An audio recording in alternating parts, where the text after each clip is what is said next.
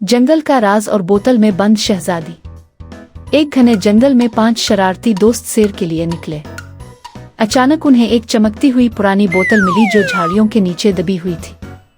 जब सबने मिलकर बोतल खोली तो एक जोरदार धुआं निकला और एक नन्ही खूबसूरत शहजादी बोतल से बाहर आ गई। शहजादी घबराकर ओ शुक्रिया बच्चों, मैं 100 साल से इस बोतल में कैद हूँ। अली हैरान होकर क्या अब जिन है?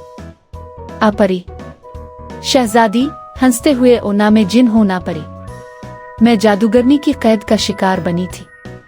वो बच्चों का शुक्रिया अदा करती है और एक जादुई छड़ी घुमाकर जंगल को एक खूबसूरत बाग में बदल देती है। शहजादी अब हर हफ्ते तुम सब यहाँ आकर खेल सकते हो। बच्चे खुशी से उछलने लगते हैं।